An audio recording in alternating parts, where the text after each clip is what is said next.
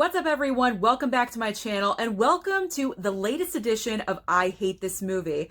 I'm sure you're wondering, Susan, why are you watching movies that you hate, or why are you buying these movies that you don't enjoy? Well, here's the thing. I don't buy these movies going in knowing that I hate them. I just happen to find them on a clearance. I always buy things that I don't know on a clearance. I very rarely pay full price for something for a blind buy, but I'm optimistic about it. But sometimes movies you watch just don't click with you. You don't mesh. They're just not your cup of tea. So in our latest installment, we're talking about, that's right, Rob Zombie's Halloween 2. You knew this was going to make it onto the list eventually. God damn, I hate this movie. Okay, so let's start this off. Why did I even watch this piece of garbage? I watched the first one. I was optimistic about it. I found the Steelbook at FYE for a really great price, so I picked it up. And I had never seen it before. I'm such a fan of the original Halloween movie, the Halloween franchise, so I'm like, you know what? Let me experience all Halloweens. I'll pick up the Rob Zombie version. So the first one, I did not mind. I actually kind of enjoyed his interpretation of the franchise. So, okay, I found Halloween 2 at FYE for about $5. So I picked it up. I was optimistic about it, just like the first one. That was a mistake. Okay, this movie does not live up to anything, and is probably one of the worst movies of all time. It doesn't matter what list, what genre, of all time. If not the worst movie of all time. There's a lot of things wrong with this, and I'm going to get to it. But before I do, make sure you like and subscribe down below, and let me know down in the comments your opinion of Rob Zombie's Halloween 2. Do you like the first one? Do you not? Do you like the second one? Or do you not? I'm very curious if we have any actual fans of this movie out there. I'm sure that there are, but I'm going to give you my reasons why I'm not. Okay, reason number one. I cannot like Laurie Strode in this movie. That's a big problem. She is the girl. She's the final girl. She is the main girl of our movie. And in Halloween 2, I cannot root for her. The reason being is because she is just so goddamn rude. She has an attitude. She's living with her friend Annie that almost got murdered in the first one. And Annie's father is the chief of police. So Laurie Strode has been living with Annie and her father for the past 2 years, most likely rent-free and not paying a dime for anything. And she's got a goddamn attitude all the time because Annie survived, and she's a constant reminder. You should be freaking happy that your best friend survived. What is your problem? It just seems to me that Laurie Strode, or the actress, is overacting every single scene that she's in. It's so distracting. It's annoying. She looks like a Rob Zombie lookalike, and I'm not sure why they did this. Maybe it's to show the evolution of her character, because when this happened 2 years prior, she was a normal girl. She wore jeans, cute tops, normal hair, glasses. She was a little bit charming. And 2 years later, because of the incident, she's a completely different person, which I understand. I get PTSD. I understand altering of a personality, but this is a complete 180. Her entire personality is just completely shifted. You don't like her. You don't enjoy her character at all. I was actually kind of hoping that Michael would just get her, just end the whole entire thing, because she's annoying. Like I said, the actress overacts completely. And what really boggles my mind is the continuity of the characters and the situations. Because here Laurie Strode is all traumatic, and she's taking her medication, and she's yelling at her therapist, played by Margot Kidder, by the way. And she's completely out of control, and you think she's so damaged, but yet on Halloween night, she's ready to party. She's going out there, she is getting drunk. I don't care, whatever.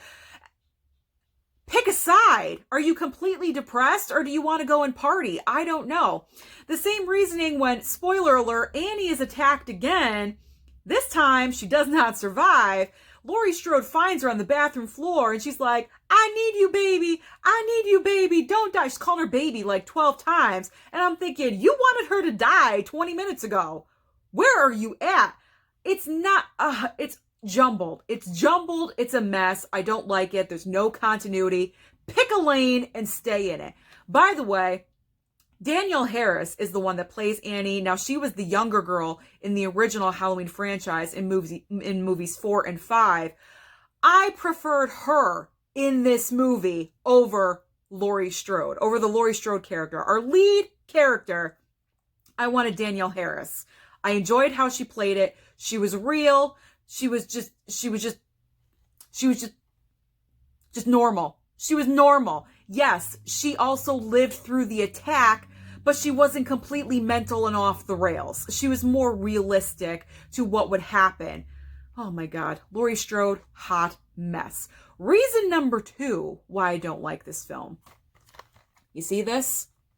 You see this? Mask, outfit, car mechanic wear, and a knife. Okay? That is the outfit.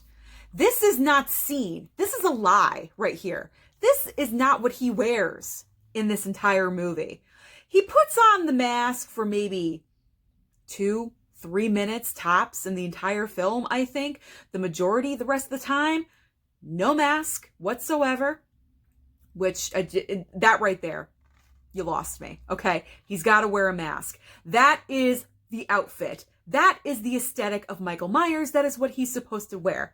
And speaking of wearing, what is he wearing? He looks like he's one of Robin Hood's merry men wearing a goddamn robe outfit. I don't even know where this came from. And he's also eating dog parts, if you caught that scene, which is quite grotesque in the movie. Like, gross beyond belief. He is just a savage animal. I mean, I know maybe I'm like criticizing a little bit too much here, but it was just disgusting. So this entire lack of what he is supposed to be wearing really bothered me. Another little nitpick, like a side pick that I have for you, is the continuity of young Michael. When Halloween 2 opens, it has young Michael in the sanitarium where he's being held. Now, it's not the same actor as in the first Halloween movie. And that really bothered me because I'm thinking, why couldn't they just use the same kid?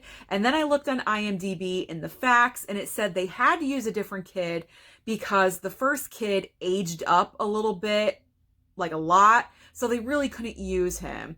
And I'm thinking, what, script-wise, they couldn't just age that same character up a little bit? Which was dumb because I think they couldn't do that because of the mother's suicide in the first film and the continuity of that and making sense in the second film. But here, that's leading into my next complaint. Why did Rob Zombie have to bring his wife back into the movie? That is the sole reason why we have my next complaint, the white horse and the mother. This is stupid. This is dumb. So when Halloween 2 opens, it gives you the definition of white horse, and I'm thinking what it means in your dreams when you see a white horse. So I'm thinking, what is this? As soon as it starts, I'm thinking, what are you telling me? What's a white horse? And then as Michael goes along, he continues to see a vision of a white horse with his mother. Dumb. Completely dumb. The only reason this is in here is because Rob Zombie had to bring his wife back into the film. He didn't have to. He chose to. Because he's one of those directors, much like Judd Apatow in my criticism of funny people, of writing parts for family members just because they're family and putting them into your movie. Well, if the part really doesn't do anything for the plot line and it makes no sense, you don't have to put it in there. But as we all know, Rob Zombie is notorious for casting his wife in literally every single movie that he makes.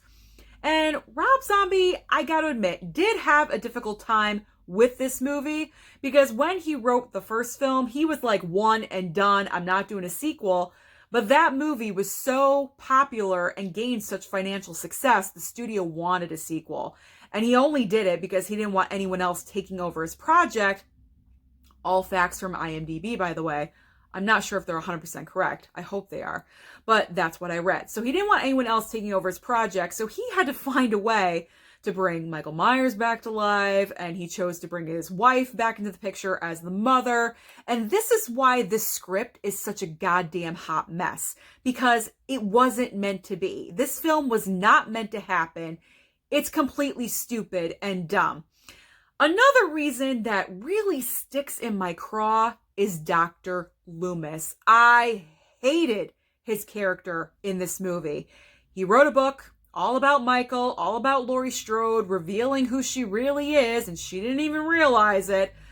All he's doing is capitalizing on the book, the money, the fame. That's all he's looking for. And I'm thinking, you are tarnishing who Dr. Loomis really is from the first, the original, the true, the real franchise. He would never do that. You turned a character from someone that actually wanted to help patients into someone that was literally hitting on anything with legs at every single interview that he was doing. So that was ridiculous. I mean, I could go on and on, but I think I've given you enough right now. And I'm sure you're asking, Susan, if you've hated this movie, did you rewatch it for this? I did. I sat through this again, okay? I saw it once and I watched it again for this review of I Hate This Movie. God, I sacrifice a lot for you guys, but I want to be accurate with what I'm talking about. But God, I hate this fucking movie. I hate this movie so much. I'm sorry that I just swore, but it's deserving for this. Halloween 2, Rob Zombie.